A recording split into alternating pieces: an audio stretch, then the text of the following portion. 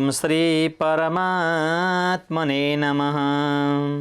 श्री गणेशाय नमः। श्री सरस्वत्यै नमः।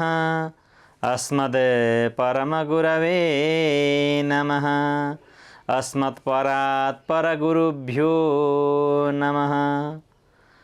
अखण्डमण्डलाकारं व्याप्तं येन चराचरं तत्पदं दर्शितं येन तस्मै श्रीगुरवे नमः। वसुदेवसुतं देवं कंसचारूणमर्दनं देवकी परमानन्दं कृष्णं वन्दे जगद्गुरुम्। सच्चिदानन्दरूपाय विश्वोत्पत्त्यादिहेतवे तापत्रयविनाशाय श्रीकृष्णाय वयं नमः। समादरणीय भक्तवृन्द नमस्कार। भागवत धर्म जागरण युट्युब च्यानल र दुर्गा प्रसाद ढकाल फेसबुक पेज मार्फत पुरुषोत्तमका दिव्य पावन कथाहरू श्रवण गर्दै हजुरहरू आइरहनु भएको छ। अब आजको 5औं अध्यायको पुरुषोत्तम मास महात्म्यको कथामा सम्पूर्ण सज्जन भक्तवृन्दहरूलाई हार्दिक स्वागत र अभिवादन गर्दै भगवान राधा कृष्णका चरण कमलमा नित्य निरन्तर हजुरहरूको प्रीति बनिरहोस् यसै कामनाका साथमा आजको कथातिर हामी प्रविष्ट भइरहेका छौं। पञ्चम स्कन्धको आरम्भ, जहाँ बद्री विशाल क्षेत्रमा बद्रीनारायण र नारदजीको संवादको कथा भगवान श्री कृष्णचन्द्रले युधिष्ठिरलाई र सुत पौराणिकले नैमिषारण्य क्षेत्रमा ऋषिहरूलाई सुनाउँदै हुनुहुन्छ। अब बद्री विशालको पावन तटमा नारदजीले भगवान नारायणसँग 5औं अध्यायका आरम्भमा प्रश्न गर्नुहुन्छ। किमुवाच महाभाग श्रुत्वा तद्वचनं हरि चरणाग्रे निपतित मदिमा संतपो निरेः। हे महाभाग, हे दयानिधि, उसका वचनलाई सुनेर आफ्ना गोडामा गिरेका अधिक मासलाई भगवान हरिले के भन्नुभयो, वैकुण्ठनाथले के भन्नुभयो? तब नारायण जवाफ दिनुहुन्छ, हे मुनि श्रेष्ठ, हे नारदजी, तिमीले साह्रै असल प्रश्न मलाई सोधिरहनु भएको छ। तिमी बहुत धन्य छौ, धन्य छौ। हे निष्पाप नारद, मलमासलाई भगवान हरिले भनेको कुरा अब तिमी मबाट सुन। आफ्ना पाउमा मूर्छा परिसकेपछि भगवान हरि नारायणले गरुडजीलाई इशारा गर्नुभयो, ए गरुड हेर, रुँदा रुँदै आफ्नो विलाप गर्दा गर्दै अधिक मास अथवा मलमास मेरो पाउमा मूर्छा परेको छ। मेरा पाउमा भक्तले यसरी मूर्छित हुनु हुँदैन, यिनलाई जागा गराउने काम तिमी गर भनिसकेपछि भगवान नारायणको आज्ञा इशारालाई गर्नुभयो। त नारायणको आज्ञा पाएर गरुडजीले आफ्ना पखेटाले हम्केर त्यो मलमासलाई बिउजाइदिनु भयो। जब गरुडजीका सुन्दर पखेटाको वायु आफ्नो शरीरमा प्राप्त भयो, ब्रह्मविद ब्रह्मैव भवति, भगवत कृपा नित्य निरन्तर भगवानलाई सवार गर्नेवाला गरुडजी पनि भगवान नारायण जत्तिकै समर्थ थिए। गरुडजीको त्यो पखेटाको हम्काइको हावा पाउने बित्तिकै मलमासको बुद्धि निर्मल भयो, उसको अघिको मति फेरियो र बिउजिने बित्तिकै उसको त भाषा पनि फेरियो। के भन्न थाल्यो? अघिसम्म मर्छु मर्छु, म त मर्न आएको, मलाई बाँच्नु नै छैन भन्दै थियो। अब आएर मलमासले अर्कै भाषा बोल्न थाल्यो। के भन्न थाल्यो? विजया मास पात्रेण तम्मासं मूर्छितं खग उत्थित पुनरेवाह नेतन्मे रोचते विवाह अधिमास उवाच पाहि पाहि जगन्नाथ पाहि विष्णु जगत्पते उपेक्षसे कथं नाथ शरणं मामुपागतम्। मलमास भन्छन्, हे भगवान, अघि त मर्छु भन्दै थियो होइन? हे भगवान, पाही पाही मलाई रक्षा गर्नुहोस्। पाही पाही जगद्धाता, हे संसारलाई धारण गर्नेवाला नारायण मलाई रक्षा गर्नुहोस्। पाही विष्णु जगतपते, हे विष्णु मलाई रक्षा गर्नुहोस्। हे जगतका प्रभु मलाई रक्षा गर्नुहोस्। उपेक्षा से कथम नाथ, तपाईँ मलाई कसरी उपेक्षा गर्न सक्नुहुन्छ र? शरणं मामुपागतम, किनभने म तपाईँको शरण पर्न आएको छु।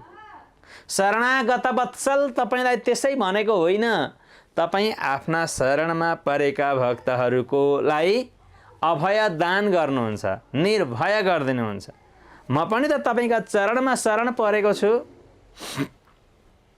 इत्युक्त वेपमानन्तं विलन्तं विलपन्तम मुहुर्मुहु, यस्ता प्रकारले विलाप गर्दै गर्दै थरथर काम्न थाले। अथोद्वाच ऋषिकेशो वैकुण्ठो निलयो हरि।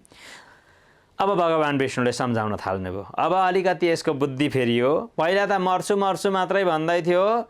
मनमा नराम्रो कुरो भावना घुसिसकेपछि सद्गुरुहरूको उपदेश पनि हृदयमा बस्न सक्दैन। पहिला हृदय त उसको योग्य हुनु पर्यो उपदेश ग्रहण गर्नका लागि। गरुडजीको पङ्खाको हम्काइद्वारा बुद्धि निर्मल भएर बल्ल भगवानको उपदेश उसको हृदयमा बस्न योग्य हृदय कमल बनेको छ मलमासको। अब मर्छु भन्ने कुरालाई छोडिदिए उनले। म शरणापन्न हुँ। अस्तिको कथामा हामीले भनेका थियौँ, शरण नपरिकन भगवानले उपदेश दिनुहुन्न है। यहाँ हेर्नुहोस्, यो पुरुषोत्तम मास महात्म्यको 5औं अध्यायमा आएर यहाँ शरणागत भए, अधिक मास पनि भगवानको शरण परे। जो भगवानको शरणापन्न हुन्छ, शरण पर्छ, अब उसको त मुक्तिको गति निश्चित छ। मनुष्य जन्ममा यो मनुष्य चोलामा तपाईँ हाम्रो बल पराक्रम भक्ति भजनले भगवानलाई प्राप्त गर्न सकिँदैन। तर यदि भगवानको शरणापन्न हामी बनेका छौँ भने भगवत कृपा प्राप्त हुन्छ। भगवत कृपा प्राप्त भइसकेपछि संसारमा असम्भव भन्ने कुरो केही पनि छैन। प्रेमले बोल्नुहोस् त एकपल्ट राधे राधे। त अब शरण परेका हुनाले भगवानले यहाँ भन्नुभयो। अब यहाँ सम्बोधन गर्नुहुन्छ बाबु भनेर। उत्तिष्ठोत्तिष्ठ भद्रं ते विषादं वत्स मा कुरु। वत्स भन्नुभयो नि, यो वत्स भनेको बाबु हो। यति बेर अब भगवानले मेरो शरण पर्ने बित्तिकै त आफ्नो भनेर स्वीकार गरिहाल्नुभयो नि। विषादं वत्स मा कुरु, हे बाबु चिन्ता नगर। उत्तिष्ठोत्तिष्ठ, उठ उठ, ते भद्रम, तिम्रो कल्याण होस्। उत्तिष्ठोत्तिष्ठ भद्रम ते विषादं वत्स मा कुरु। तद्दुःखं दुर्निवार्यं मे प्रतिभार निरीश्वर। अब तिम्रो दुःखलाई निराकरण गर्नका लागि त्यो दुःखको अभिभार मैले लिइसकेँ। भगवानले दुःखको मलमासको दुःखको अभिभार आफूले लिनुभयो। इत्युक्त मनसी ध्यात्वा तदुपायम क्षणम प्रभु। यति लिइसकेपछि अब त केही गर्नै पर्छ भनेर अघिसम्म मूर्छा परुन्जेल पनि भगवानले केही भन्नुभएको थिएन नि। केवल मलमास मात्रै आफू के गर्दै थिए, विलाप गरिरहेका थिए। किन? शरण परेकै थिएनन्। शरण मात्रै जब के परेका थिए भगवानले मलमासको दुःखै आफ्नो शरीरमा लिनुभयो। र अब के गर्ने होला? तदुपायम क्षणम प्रभु। इत्युक्त्वा मनसी ध्यात्या तदुपायम क्षणम प्रभु। अब के गर्ने भनेर उपाय चिन्तन गर्न थाल्नुभयो। चिन्तन गर्ने बित्तिकै विनिश्चित्य, निश्चित गरेर पुनर्वाक्यम उवाच मधुसूदन, निश्चित गर्नुभयो। यसो गर्नुपर्ने रहेछ भन्ने कुरो थाहा पाउनुभयो नारायणले। अनि उवाच भन्न थाल्नुभयो। कसले? मधुसूदन, भगवानले भन्न थाल्नुभयो। विष्णु उवाच वत्स आगच्छ मया सार्धं गोलोकं योगी दुर्लभम। यहाँ सन्धि भएको छ। वत्स आगच्छ मया सार्ध गोलोकं योगी दुर्लभम यत्रस्ते भगवान् कृष्ण पुरुषोत्तम ईश्वर। उठ उठ, तिम्रो कल्याण होस्, दुःख नमान। अब मेरा साथमा तिमी आऊ। हामी भगवान श्रीकृष्णका साथमा गोलोकधाम जानु पर्दछ। वत्सा गच्छ मया सार्धम गोलोकम योगी दुर्लभम। यद्यपि त्यति सजिलै गोलोक धाम जानै सकिँदैन। योगी दुर्लभम, ठुला ठुला योग गर्ने योगीहरू पनि त्यो गोलोक धाममा जान सक्दैनन्। साधनाले मात्रै पनि गोलोक धाम जान गाह्रो छ, सकिँदैन। तर भगवान श्रीकृष्णको एउटा नियम छ, भक्त्या तुष्यति केवलम न च गुणै भक्ति प्रियो माधव। निष्काम भक्ति गर्ने भक्तहरूले योगी, ध्यानी, तपस्वी, सिद्ध, महन्त, उच्च कोटिका भगवत भक्त परात्परहरूले पनि प्राप्त गर्न नसकेको भगवानको चरण कमलको गति, भगवानको सारूप्य गति, भगवानको सालोक्य गति, भगवानको साष्टी गति, भगवानको सामिप्य गति प्राप्त गर्न सक्दछन्। प्रेमले भन्नुहोस् त राधे राधे। त भगवान नारायण भगवान श्रीकृष्णचन्द्रको अनन्य भक्त हुनुहुन्छ। त्यसो भएको हुनाले भगवान नारायणका साथमा जाँदाखेरि मलमास अथवा अधिक मास पनि गोलोक धाम जान सक्छन्। भगवानले आफ्नो भनेर स्वीकार गरिसक्नु भएको छ, अब लाने निश्चित गर्नुभयो।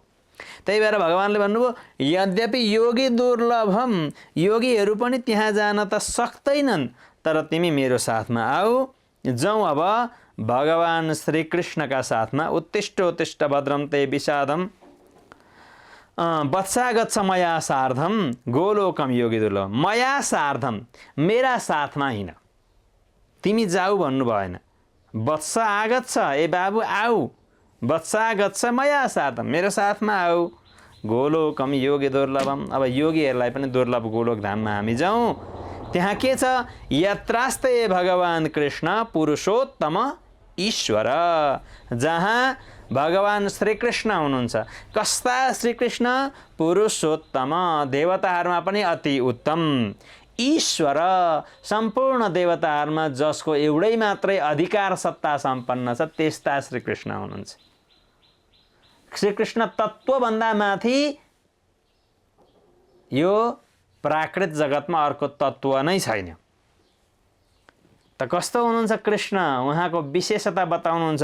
अब यति धेरै कृष्णको यहाँ भगवान नारायणले विशेषता बताउनुहुन्छ। 7-8वटा श्लोकमा कृष्णको विशेषता मात्रै बताउँदै हुन्छ।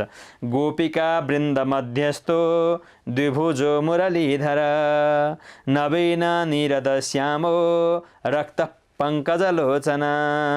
गोपिका वृन्द, गोपिका, गोपीहरूबाट वरिपरि घेरिनु भएको छ। मध्यस्थो, उहाँहरूका बिचमा बस्नुभएको छ। द्विभुजो, तपाईँ हामी जस्तै दुई हातेवाला हुनुहुन्छ। मुरलीधर, आफ्ना ओठमा मुरली लिएर बजाइरहनु भएको छ। नवीन निरद, निरद भनेको समुद्रमा हजुरहरूले पानीको गहिराईमा निलो निलो स्वरूप देख्नु भएको छ नि, त्यस्तै समुद्रको गहिराई जस्तो निलो स्वरूप हुनुभएको नवीन निरद, समुद्रको जलको नीलावली जस्तो नील श्याम, त्यस्तो खालको स्वरूप हुनुभएको। रक्त पङ्कज लोचन, रातो रक्त कमल जसरी सरोवरमा फुलिरहेको हुन्छ, ती पङ्गलका जस्ता पङ्खुडी छन्, त्यस्तै आँखा भएको हुनुहुन्छ। रक्त पङ्कज लोचन, भगवानलाई धेरै ठाउँमा कमलका जस्ता पत्र भए, कमलका पत्र जस्तो आँखा भएको भनेर भनिन्छ। त्यही भएर भगवानको एउटा नाम हो पुण्डरीकाक्ष। पुण्डरीक भनेको कमल, अक्ष भनेको आँखा, पुण्डरीकाक्ष भगवानकै नाम हो। कमललोचन भनेको पनि भगवानकै नाम हो। कमलाक्ष भनेको पनि भगवानकै नाम हो। कमलनयन भनेको पनि भगवानकै नाम हो। यी सबै शब्दको अर्थ के लाग्छ? भगवानका आँखा कमलका पात जस्ता, कमल कमल पत्र सदृश नेत्र हुनुभएका भगवान श्रीकृष्ण। त्यो कमल पनि कस्तो? रक्त, रातो रङको कमल। रक्त पङ्कज लोचन भनियो यहाँ। पङ्कज भनेको हिलोमा उत्पन्न हुने कमलको एउटा नाम हो पङ्कज। त रातो कमल जस्ता आँखा हुनुभएका, होइन? शारदीय पर्णमेन्दु शोभाति रोचनो ननः। शारदीय शरद ऋतुमा फुलेका फुलका मालाहरूले सुशोभित हुनुभएको पर्ण अनि भर्खर झुल्किँदै गरेको पूर्णिमाको पर्ण इन्दुभ भर्खर पूर्व दिशामा उदाउँदै गरेको चन्द्रमा जस्तो मुखाकृति हुनुभएको अनि शारदीय पर्णलोचना शरद ऋतुमा फुलेका फुलहरू जस्ता आँखा हुनुभएको कोटी कन्दर्प लावण्य करोडौं कामदेवको स्वरूपलाई पनि एक्लै कृष्णको स्वरूपले फिका गराउन सक्छ त्यस्तो खालको स्वरूप हुनुभएको लीला धाम मनोहर लीला गर्नेवाला असल रत्नहरूले सिँगारिएका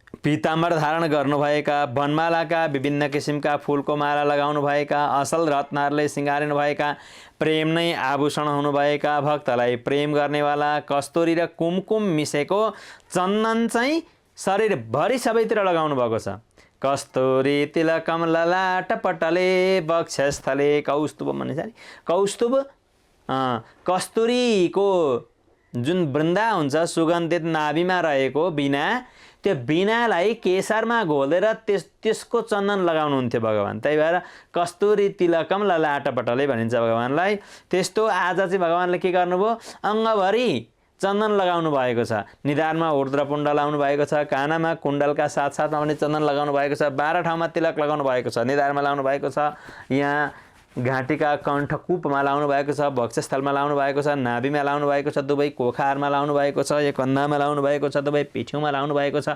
कोखारमा लाउनु भएको छ 12 ठाउँमा तिलक लगाउनुहुन्छ वैष्णव भक्तहरूले भगवानले सबैतिर केसरी र कस्तुरी तिलक मिलाएर चन्दन लगाउनु भएको छ त्यही भएर सर्वाङ्गे हरिचन्दनम सुललितम त्यहाँ हामी यस्तो कस्तुरी तिलकम भन्दा भन्छौँ नि कस्तुरी तिलकम ललाटपटले वक्षस्थले कौस्तुभम नासाग्रे वरमौक्तिकम करतले वेणु करे कङ्कणम सर्वाङ्गे हरिचन्दनम सुललितम सम्पूर्ण अङ्गभरि के छ भगवानको चन्दन नै चन्दनले सुशोभित हुनुभएको छ त्यस्तो अङ्गभरि चन्दन लगाउनु भएको छ कस्तुरी कुमकुम मिलेको चन्दन शरीरभरि लगाउनु भएको छ अनि वक्षस्थले कौस्तुभम छातीमा कौस्तुभ मणि धारण गर्नुभएको छ कौस्तुभ मणि कस्तो छ करोडौं सूर्य जस्तो प्रकाश छोडिरहेको छ हामीले त हेर्दाखेरि नि आँखा तिरिमिरी हुन्छन् त्यस्तो खालको मणिले जगमगाउनु भएको छ असल रत्नहरू जडेर बनाइएको किरीट लगाउनु भएको छ किरीट कुण्डल जगमग गर्ने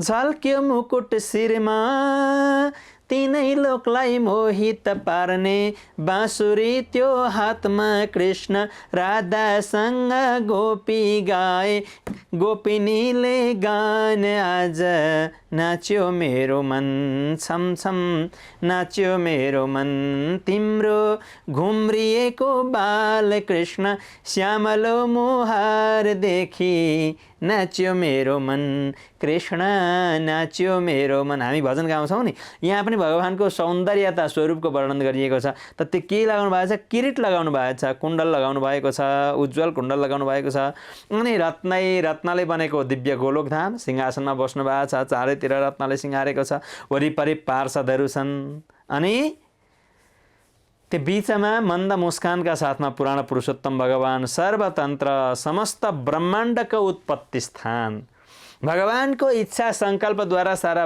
विश्व ब्रह्माण्डको रचना हुने भएको हुनाले यसै गोलोकधामको यसै सिंहासनको यही भगवानको मेघ सदृश स्वरूपलाई सम्पूर्ण ब्रह्माण्डको उत्पत्ति स्थान भनेर भनिन्छ सबैका आधार परभन्दा पनि पर रहने चेष्टा रहित विकार रहित सब थोकले एकदम टन्छ प्रकृतिभन्दा पर रहने ईशान निर्गुण अविनाशी कहिल्यै नाश नहुने भगवानको कहिल्यै जन्म पनि हुँदैन वृद्धि पनि हुँदैन नाश पनि हुँदैन कहिल्यै नाश नहुने अविनाशी पुराण पुरुषोत्तम भगवान ईश्वर श्री कृष्ण हुनुहुन्छ यति धेरै विशेषता भगवान श्रीकृष्णको बताएर मलवासलाई भगवान विष्णुले भन्नुहुन्छ त्यहीँ जाउँ तिनै कृष्णले तिम्रो दुःख हरण गरिदिनु हुनेछ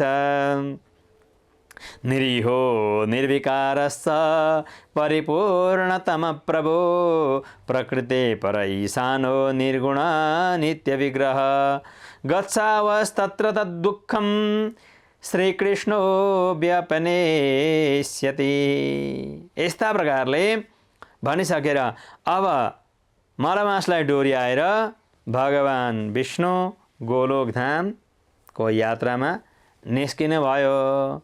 सच्चिदानन्द भगवान नारायणको जय। गोलोक जानुभयो। अब के हुन्छ? अज्ञानान्धतमोध्वंसं ज्ञानवत् प्रदीपकं ज्योतिस्वरूपं प्रलये पुरासीत् केवलं मुने। त्यो गोलोक जाने बाटो कस्तो थियो? प्रलयकालमा सारा विश्व ब्रह्माण्ड नष्ट भइसकेपछि जतिखेर सूर्य र चन्द्रमाको सत्ता पनि नष्ट हुन्छ, त्यसबेला भगवान प्रलयकालीन जलमा ऋषिहरूलाई उद्धार गर्नका लागि मत्स्य अवतार बनेर जब आउनुहुन्छ, भगवानको शरीरबाट प्रकाशित भएको प्रकाशले सारा अन्धकार नष्ट गरेर पृथ्वी त्यो शून्य स्थानमा झलझलाकार प्रकाशको स्वरूप प्रतिस्थापित गर्छ।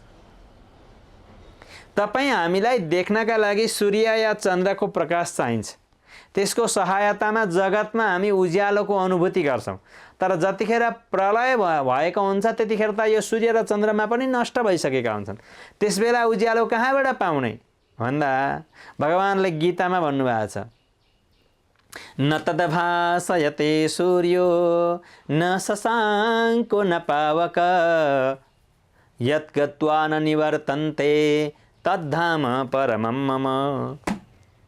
परमधामको वर्णन गर्दै यहाँनिर भगवान श्रीकृष्ण भन्नुहुन्छ, मेरो धाममा सूर्य छैन, चन्द्रमाको प्रकाश पनि छैन, कुनै अग्निको उज्यालो पनि छैन, जहाँ गइसकेपछि फेरि फर्केर आउनै पर्दैन, नित्य निरन्तर आफैमा झलझलाकार स्वयं प्रकाश स्वरूप भएर प्रकाशित भइरहेको छ। त्यस्तो धामलाई मेरो धाम भनिन्छ। जगतमा हजुरहरूले मणि देख्नु भएको छ? मणिलाई देख्नका लागि कुनै प्रकाशको आवश्यकता पर्दैन। अँध्यारोमा कुनै पनि वस्तु खोज्नका लागि हामी मोबाइलबाट टर्च लाइट बालेर बल्ल खोज्छौँ नि। मोबाइलबाट निस्किएको टर्च लाइटको प्रकाशले अँध्यारोको वस्तु हामी देख्छौँ। तर यदि त्यही अँध्यारोमा यदि कसैले मणि राखिदिएको छ भने कुनै टर्च लाइटको आवश्यकता पर्दैन। मणि आफै प्रकाशित भइरहेको छ, ऊ प्रकाशित भएर भन्छ म यहाँ चम्किरहेको छु। खोज्नका लागि प्रकाश चाहिँदैन। भगवानको स्वरूप त्यस्तै हो, आफै आफ प्रकाशित हुनुहुन्छ। त गोलोक धाम जाने यो त सूर्य चन्द्रमाको गतिभन्दा धेरै माथि, वैकुण्ठ लोकभन्दा पनि धेरै माथि भएको हुनाले त्यहाँ सूर्य चन्द्रको प्रकाश थिएन। भगवान नारायण आफै प्रकाशमय हुनुहुन्छ र अधिक मासलाई डोर्याउँदै गोलोक धाममा जान थाल्नुभयो। गोलोक धामको बाटो यसरी के गर्नुभयो? उहाँले उज्यालो बनाउनु भयो। तर भगवान श्रीकृष्णको गोलोकधाम भएको हुनाले यदि त्यो मार्गबाट नारायण नभएर अरू कोही जानुभएको भए पनि मार्ग भगवान कृष्णवत आफै प्रकाशित छ। कस्तो प्रकाशित छ? करोडौं सूर्य जस्तो चम्किलो उज्यालो त्यो मार्ग रहेको छ। असंख्य विश्व ब्रह्माण्डको प्रतिफल त्यसै गोलोकधामबाट भगवानको कृपाले सृष्टि भइरहेका हुन्छन्। ब्रह्माण्डमा अखण्ड ब्रह्माण्डहरू प्रतिफल बनिरहेका हुन्छन्। त्यस्तो गोलोकधामतिर जान लाग्नुभयो। ज्योति नै स्वच्छन्द चारित्र्यको ठुलो गर्व हो। त्यस्तो ज्योतिको भित्र जाँदै हुनुहुन्थ्यो। बाटामा जाँदा जाँदै बहुत सुन्दर मनोहर दुईटा लोकहरू उहाँले देख्नुभयो। कुन लोकहरू थिए? वैकुण्ठनाथ भगवान आफै गोलोकधाम जाँदाखेरि बाटामा दुईवटा लोक देख्नुहुन्छ। एउटा महाविष्णुको लोक र अर्को महाशङ्कर महादेवको लोक। महाविष्णुको लोकलाई महावैकुण्ठ लोक भनिन्छ र महाशङ्करको लोकलाई शिवलोक भनिन्छ। र त्यो भन्दा पनि अझै माथि 1000 योजन माथि दिव्याति दिव्य गोलोकधाम रहेको छ। गोलोकधाम भन्दा माथि अर्को कुनै धाम छँदै छैन। 50 करोड योजन विस्तारमा फैलिएको गोलाकार वैकुण्ठ लोक रहेको छ। 100 करोड योजनमा विस्तारमा फैलिएको शिवलोक रहेको छ। गोलोक धामको मार्गमा जाँदा दायाँपट्टि वैकुण्ठ लोक र बायाँपट्टि शिवलोक स्पष्ट देख्न सकिन्छ। जब वैकुण्ठ लोक र शिवलोकको गतिलाई पनि अतिक्रमण गरेर त्यहाँभन्दा माथि 100 योजन माथि गइसकेपछि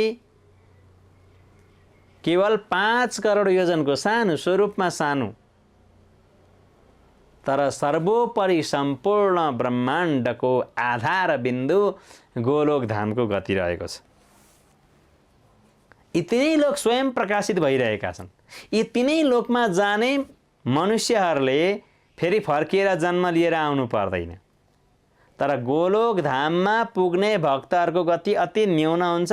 जो भगवान राधा कृष्णका अन्तरङ्ग अनन्य वैष्णव भक्तहरू ती पनि भगवानको शरणापन्न भएर शरणागत लिएर दीक्षित भएका हुन्छन्, उनीहरू मात्रै जान सक्छन्। यो मैले भने होइन, पुरुषोत्तम कथामा यहाँ वर्णन गरिएको छ। ज्योतिरभ्यन्तरे लोकत्रयमे ज्योतिरभ्यन्तरे लोकत्रयमेव मनोहरे। ज्योति अभ्यन्तरे भित्रैदेखि प्रकाशले जगमगाइरहेका लोकत्रयम एव तीनवटा लोक मात्रै छन् मनोहरे। मनको गतिद्वारा जान सकिने हरिनारायणको अधीनमा रहेका। तस्योपरि च गोलोक त्यसभन्दा माथि सबैभन्दा माथि के छ? गोलोक छ। शाश्वतो ब्रह्मवन्मुने ब्रह्मवत् भगवत जस्तै सबै फल दिन सक्नेवाला हे मुनि त्यस्तो शाश्वत गोलोक धाम छ भनेर नारायण नारदजीलाई भन्दै हुनुहुन्छ। त्यही भएर यहाँ सम्बोधन गर्नुभयो मुने हे मुनि। त्रिकोटी योजनायामो विस्तीर्णो मण्डलाकृति 3 करोड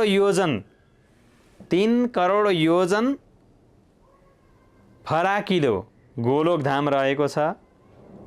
गोलो कमलको फूल जस्तो। योगीहरूले त सपनामा पनि त्यसलाई देख्न सक्दैनन्। विपनामा जानु गति पाउनु त धेरै दुर्लभको कुरा। तर को चाहिँ त्यहाँ जान सक्छन्? त्यहाँ जान सक्ने अधिकारीको विषयमा यहाँ वर्णन गर्नुहुन्छ। त्रिकोटी योजनायामो विस्तीर्णो मण्डलाकृति तेजो स्वरूप सुमहान रत्नभूमिमय परः अदृश्यो योगी भी स्वप्ने हे। योगीहरूले सपनामा पनि देख्न सक्दैनन्। दृश्यो गम्यश्च वैष्णवै तर भगवानको नाम संकीर्तन गरेर अनन्य शरणागति भएका वैष्णव भक्तहरू त्यहाँ जान सक्नुहुन्छ। ईशेन विद्रुतो योगै अरन्तरिक्ष स्थितो वराह। वैष्णवहरूले मात्र जान सक्ने विभुले योग शक्तिद्वारा अडिएको अन्तरिक्षमा रहेको अति उत्तम त्यहाँ गइसकेपछि भोक लाग्दैन, तिर्खा लाग्दैन, चिन्ता हुँदैन, बुढो हुनु पर्दैन, थकाइ लाग्दैन, रोग व्याध बुढाइ मृत्यु शोक डर केही पनि हुँदैन। त्यहाँ गोलोकमा सधैँभर नव यौवन स्वरूपमा भगवानको अन्तरङ्ग सखा भनेर बस्न पाइन्छ। रत्नहरूले सजिएको छ। अनेक प्रकारका मन्दिरहरूद्वारा सुशोभित भएको त्यस्तो गोलोक धाम रहेको छ। त्यसको 50 करोड योजन तल आइसकेपछि बायाँपट्टि अति राम्रो शिवलोक छ।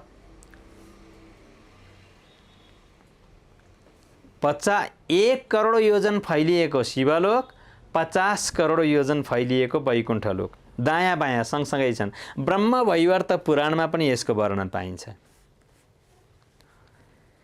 जुन वैकुण्ठ धाम छ महावैकुण्ठ जहाँ महाविष्णु रहनुहुन्छ, जुन नारायणले लिएर जानुभयो नि यो पुरुषोत्तमलाई, तीता यो भूर्लोक स्वरूप उत्पत्ति स्थिति र लयको कारणभूत पालनहार पालन गर्नका लागि भगवान श्रीकृष्णबाट आज्ञा पाएर आफ्नो कार्य सम्पादन गर्न आउनुभएका विष्णु हुनुहुन्थ्यो भने महावैकुण्ठमा निवास गर्नेवाला चतुर्भुजधारी महाविष्णु हुनुहुन्थ्यो।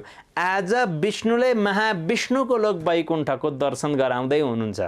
त्यो महावैकुण्ठ र शिवलोकको दर्शन गराउँदै गराउँदै गोलोक धामसम्म लिएर जाँदै हुनुहुन्छ पुरुषोत्तम मैनालाई। त्यो महावैकुण्ठमा कस्ता कस्ता पार्षदहरू बस्न सक्नुहुन्छ?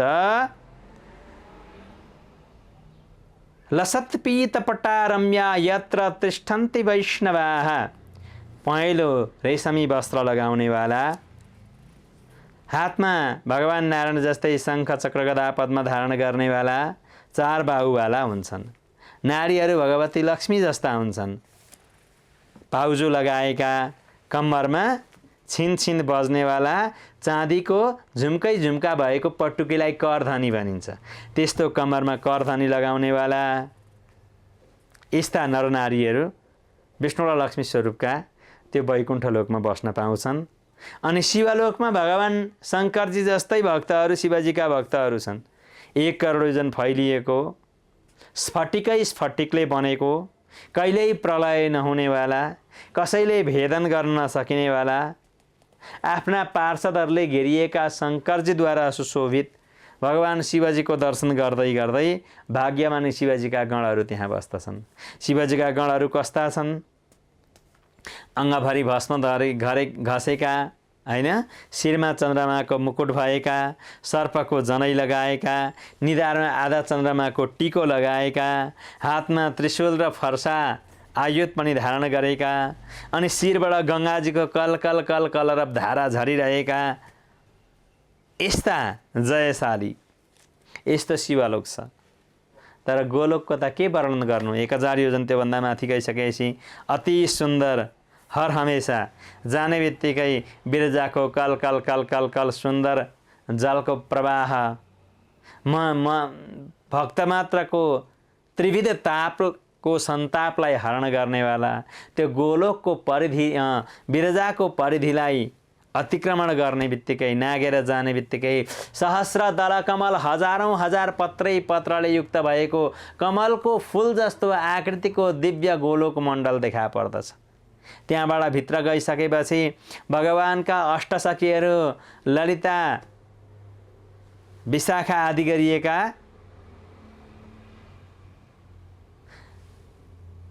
रङ्गदेवी, सुदेवी, श्रीरङ्गादि सुदेविका च ललिता, वैशाखिका, चम्पिका, चित्रा, तुङ्गा आदि गरिएका भगवानका अष्टसखीहरूको सखी मण्डल छ।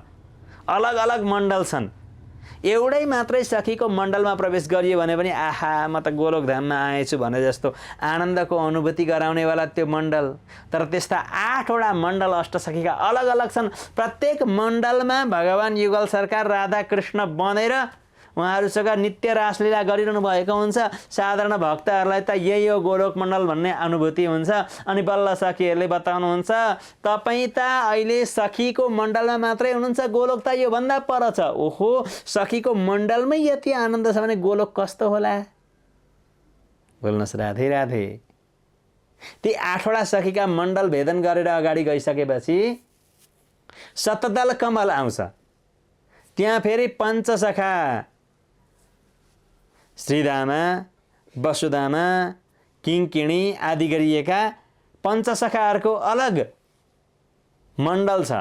त्यो सखाहरूको मण्डलबाट पनि भक्ति, कति भक्तहरू त तिनी सखीकै मण्डलमा र सखाको मण्डलमै अलमल्लिरहनुहुन्छ।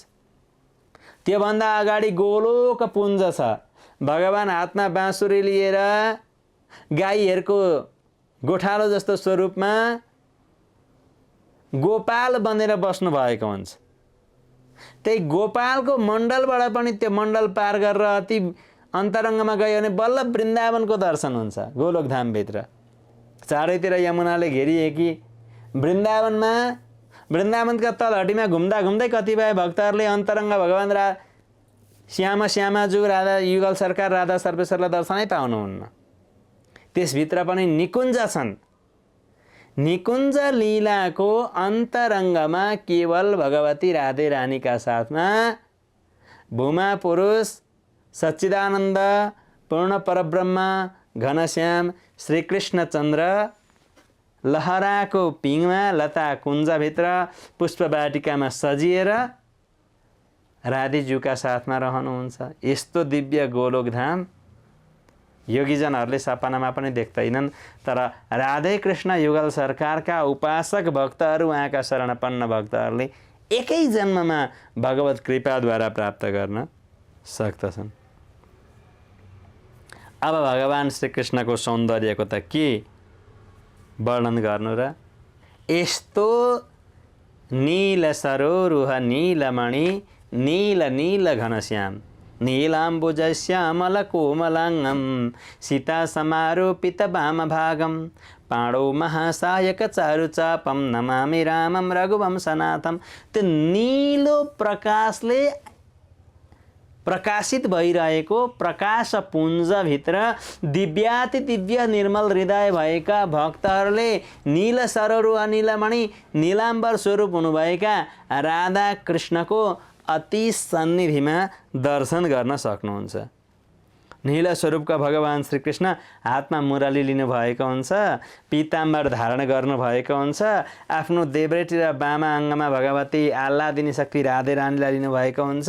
राधे रानीका बायाँ कुममा आफ्नो बायाँ हातको हस्तकमल राख्नु भएको हुन्छ अनि अन्तरङ्ग लीलामा प्रविष्ट हुँदा हुँदै रासको मण्डलमा परिधिमा नृत्य गर्दा गर्दै भगवानको यति अन्तरङ्ग सहचरी भाव उत्पन्न हुन जान्छ। राधा कृष्ण स्वरूपं वै कृष्णं राधा स्वरूपणं कलात्मानं निकुञ्जस्थं गुरुरूपं सदा भजे एकमूर्तिरभूद्वेधा राधा माधव रूपकम भनेको हुनाले भगवान त्यो स्वरूपमा प्रविष्ट हुनुहुन्छ। नित्य रासलीला गर्दा गर्दै राधा रानीको शरीरभित्र भगवान श्रीकृष्णको श्यामलता समाहित हुन जान्छ। भगवान श्याम सुन्दरको श्यामल शरीरभित्र राधे रानीको गौराङ्ग वर्ण समाहित हुन जान्छ र शरीर त एउटा हुन्छ। राधे रानी र भगवान श्रीकृष्णका शिर दुईटा हुन्छन्, हस्तकमल 4 हुन्छन्, भुजा चरण पादुका 4 हुन्छन्, तर शरीर र आत्मा एउटै हुन्छ। यसलाई युगल स्वरूप भनेर भनिन्छ। भगवान राधा कृष्णको एकमूर्ति र भूद्वेधा एउटै शरीरभित्र दुईटा स्वरूपको रूपमा प्रविष्ट हुनुहुन्छ। अति अन्तरङ्ग दिव्याङ्ग लीलामा त्यो भक्तहरूले देख्न सक्नुहुन्छ। त्यस्तो अवस्थामा हातमा मुरली लिएर भगवानले ओठमा बजाउनु भएको छ, हस्तकमल 4 छन्, दुईटा हातले परस्पर अङ्कमाल गर्नुभएको छ अनि भगवान श्रीकृष्णको एउटा हात ओठको छेउमा बाँसुरीमा छ, राधे रानीको अर्को हात बाँसुरीको पल्लो छेउमा छ। एउटा हात राधे रानीको अङ्कमालमा छ, राधा रानीको अर्को हात अङ्ककमलमा छ। भगवान श्रीकृष्णको एउटा चरण पलाइटी कस्नका लागि खुम्चिएको छ, अर्को राधे रानीको चरण खुम्चिएको छ। हेर्दाखेरि पलाइटी मारेर बसे जस्तो पनि देखिनुहुन्छ अनि एउटा गोडाले पृथ्वीमा टेक्नु भएको छ भगवान श्रीकृष्णचन्द्रले, अर्को गोडाले राधे रानीले टेक्नु भएको छ, दुवै उभिएको जस्तो पनि देख्नुहुन्छ। यस्तो विचित्र राधे रानीको अङ्गभित्र भगवान श्रीकृष्णचन्द्र हुनुहुन्छ कि भगवान श्रीकृष्णचन्द्रको अङ्गकान्तिमा राधे रानी समाहित हुनुभएको छ। त्यो छुट्याएर भन्न भक्तजनलाई गाह्रो पर्छ। प्रेमले बोल्नुहोस् न, जय श्री राधे श्याम। हृदयमा श्रीवत्सको चिन्ह, श्रीवत्सको चिन्हमाथि कौस्तुभमणि, करोडौँ करोड रत्न र किरीट कुण्डलहरू जोडिएको त्यस्तो वनमाला सहितका अनेक प्रकारका आभूषणहरू, 5 रङको फुलको मालाले बनेको वनमाला लगाउनु भएको यस्ता पूर्ण परब्रह्म परमेश्वर भगवान श्रीकृष्णचन्द्रको अन्तरङ्ग दिव्य त्यो स्वरूप हुन्छ। तर त्यस्तो स्वरूपभित्र पनि भगवान नारायणको गति छ, किनभने भगवान नारायणको स्वरूप भनेको भगवान श्रीकृष्णचन्द्रको इच्छाले आफ्नो वाम भागबाट सृष्टि गरिएको स्वरूप भएको हुनाले, आफ्नै स्वरूप भएको हुनाले नारायणलाई बेरोकटोक भगवानको त्यो अन्तरङ्ग गतिमा जाने अधिकार प्राप्त थियो। र आज पुरुषोत्तम अथवा मलमासलाई डोर्याउँदै भगवानको त्यही अन्तरङ्ग धामभित्र विष्णु प्रविष्ट हुनुभयो। गोपको वेश धारण गर्नेवाला पूर्ण चन्द्रमाले सुशोभित यस्ता भगवान श्रीकृष्णका अगाडि पुगिसकेपछि पुग्न लाग्दा पार्षदहरूले भगवान विष्णुलाई चिनेर लम्पसार लट्ठी जस्तो बनेर दण्डवत गरिदिनु भयो। आफ्ना धाममा आउनुभएका महाविष्णुलाई, भगवान नारायण विष्णुलाई भगवान श्रीकृष्णचन्द्रले अति आदरपूर्वक स्वागत गर्नुभयो र उहाँका लागि भगवान श्रीकृष्णले थाहा नपाएको, नजानेको त केही छैन, आज विष्णु आउँदैछन् भन्ने कुरो थाहा पाएर भगवानले अलग्गै आसनको कल्पना गर्नुभएको थियो। त्यसै आसनमा बसाउनु भयो र बसाइसकेपछि आज कसरी हजुर मेरो यो दिव्य धामलाई पवित्र गर्नका लागि आइपुग्नु भयो नारायण भनेर भगवान नारायणसँग भगवान श्रीकृष्णचन्द्रले वार्तालाप गर्दै हुनुहुन्छ भन्ने यो दिव्याति दिव्य मधुराति मधुर पुरुषोत्तम महात्म्य अन्तर्गत 5औं अध्यायको कथा जति सद्गुरुदेवले हामीलाई बुद्धि र ज्ञान दिनुभएको थियो त्यसैका आधारमा भागवत धर्म जागरण युट्युब च्यानल मार्फत हजुरहरूलाई हामीले श्रवण गरायौँ।